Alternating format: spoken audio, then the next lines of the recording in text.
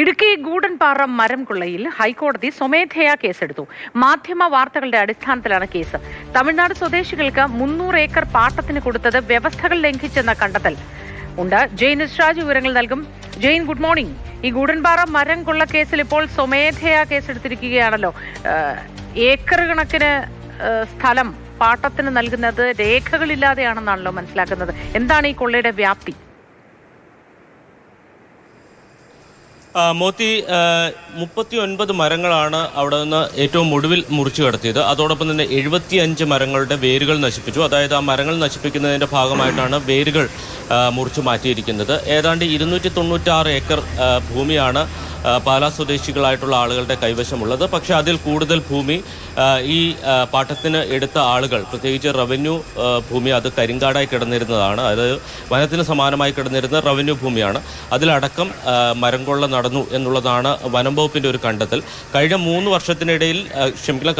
വർഷത്തിനിടയിൽ വനം വകുപ്പ് രജിസ്റ്റർ ചെയ്യുന്ന 3ാമത്തെ കേസാണ്. ഈ 3 കേസുകളിലുമായി ഏതാണ്ട് 200ഓളം മരങ്ങളാണ് അവിടെ നിന്ന് വെട്ടിയിരിക്കുന്നത്. സ്വാഭാവികമായും ഇത് വാർത്തയായതിന് പിന്നാലെയാണ് ഹൈക്കോടതി സ്വമേധയാ ഈ സംഭവത്തിൽ ഇടപെടുകയും ഇതിൽ സ്വമേധ കേസെടുക്കുന്നതടക്കമുള്ള നടപടികളിലേക്ക് കടക്കുകയും ചെയ്തിരിക്കുന്നത്.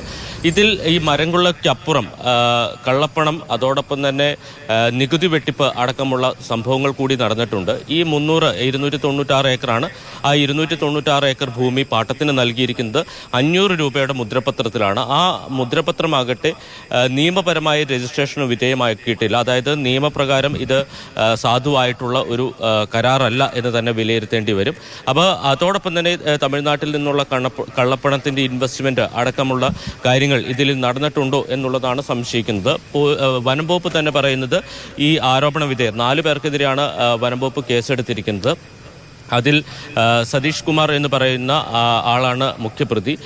ഇയാളടക്കം ഈ പണം ഇൻവെസ്റ്റ് ചെയ്തത് കള്ളപ്പണമാണോ എന്നതടക്കമുള്ള കാര്യങ്ങൾ സംശയിക്കപ്പെടുന്നുണ്ട്. എന്തായാലും തമിഴ്നാട്ടിൽ നിന്നുള്ള ആളുകളാണ് ഇവർ. അതോടൊപ്പം തന്നെ ഈ നിയമവിരുദ്ധമായി ഈ പണം കൈമാറ്റം നടന്നു എന്നതടക്കമുള്ള കാര്യങ്ങൾ പരിശോധിക്കപ്പെടേണ്ടതുണ്ട്.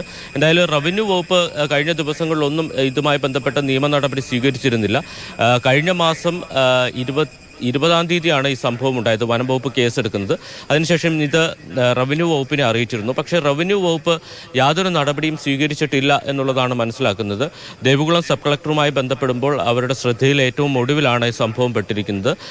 ഇത് സംബന്ധിച്ച് അന്വേഷണം നടത്താം എന്ന് ദേവികുളം സബ് കളക്ടർ പറയുന്നുണ്ട്. പക്ഷേ തഹസിൽദാർ അടക്കമുള്ളവർക്ക് ഇത് സംബന്ധിച്ച് നേരത്തെ തന്നെ അറിയിപ്പ് നൽകിയിരുന്നു എന്നുള്ളതാണ് വനം വകുപ്പിൻ്റെ വിശദീകരണം. പക്ഷേ അവരുടെ ഭാഗത്തുനിന്ന് യാതൊരു നടപടിയും ഉണ്ടായിട്ടില്ല എന്നുള്ളത് വളരെ ഗുരുതരമാണ്. പ്രത്യേകിച്ച് ഇത്തരം വലിയൊരു നിയമലംഘനം, പ്രത്യേകിച്ച് പശ്ചിമഘട്ട മേഖലയിൽ CHR ഭൂമിയിൽ നടന്നിട്ട് ആ കാര്യത്തിൽ റവന്യൂ വകുപ്പ് മൗനം പാലിക്കുന്നത് തീർച്ചയായിട്ടും വളരെ ഗൗരവമുള്ളതാണ്. മോത്തി, തീർച്ചയായിട്ടും. ജെയിൻ രാജുവാണ് വിവരങ്ങൾ പങ്കുവച്ചത്.